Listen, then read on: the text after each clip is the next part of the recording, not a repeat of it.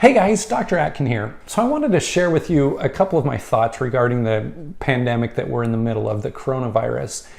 And before I go any further, I just want to say that for those of you who have experienced the death of a loved one as a result of this coronavirus, or a close family friend, or maybe somebody is on a respirator in a hospital and you're scared of what's going on, I just want you to know that my heart goes out to you. My thoughts and prayers are with you. There's some crazy stuff happening out there. And, it's easy for us to whine about the kids not being in school when, it's not affecting us in the way that it might be affecting people out there. My thoughts and prayers are with you, and we hope for the best. And quite frankly, just like so many people have probably told you, we want to be there for you. So please let us know how we can help. A lot of people are coming up and they're asking my opinion. They're saying, Dr. Atkin, what do you think of this whole situation? What's really happening? And my answer to that is, I don't know. And I think anybody who's being honest will say the same thing. I don't know. In fact, that's what a lot of the, epidemiologists and the medical doctors out there are saying is that there's a lot of unknown. This is a virus that is new. Nobody has built up antibodies to this virus. It's not the first virus to come around. It certainly won't be the last virus to come around. There's just a lot of unknown. I feel like it's a time to come together as families, to come together as communities, to, follow the officials that, we've elected to help lead us in these circumstances. It's a chance to look at, our preparation. How prepared are we as a family to handle something like this? How prepared is my health to handle something like this? And believe me, I want to talk about, what we can do to really make sure that we've got a strong immune system for situations like this. But that's for another day, and we will talk about it, but just not today. But what I want you guys to know is that we are going to win. We are going to beat this thing.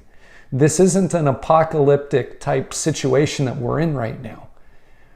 It's a chance, it's faith and hope that I want to share with you to know that we will win. Here's the other thing.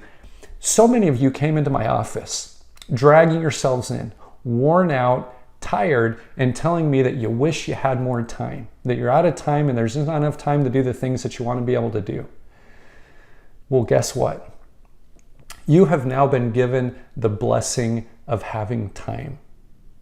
Now, granted, some of you listening might be unemployed like me. I like to think of it as I retired at age 36 a couple of months ago, right? Well, some of us are unemployed and we have a lot of time, right? Some of you guys, and thank God for it, right? Some of you are still employed and still working the same hours. But I'm telling you, even you have more time than you used to, because guess what? You don't have anywhere to go on the weekends. You can't go to a restaurant at night. We all have time now that we have never had before. And now is the time to get to doing all the things that we wanted to do if only we had more time, right? Someday we're going to look back on this stay at home, this self-quarantine, this coronavirus thing, and we're going to think back, and we're all going to have a different opinion as to what we think. Some of us may think, well, glad I survived that, right? Some of us may look back with tears as we think of loved ones that we've lost. Some of us just may be like, it didn't affect. What I want you to do is I want you to close your eyes and I want you to imagine right now that it's weeks or months from now.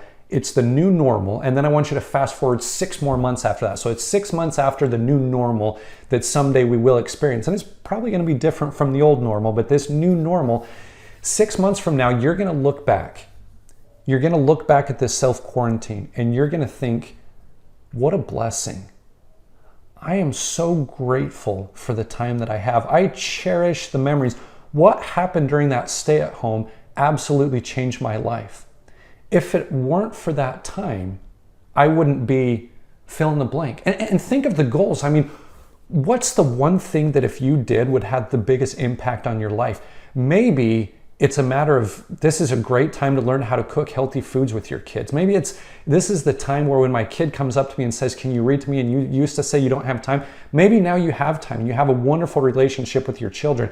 Maybe you've always wanted to quit your 9 to 5 and start your own business. Maybe, so what is it as you think back and you're thinking, well, during that time, I took those online business classes. I spent the time with my kids. What was it that you did that makes your life so successful now, meaning 6 to 12 months from now? You've got to do those things. This is not a time for fear. We'll talk about fear in the future. I'm going to try not to talk about it right now.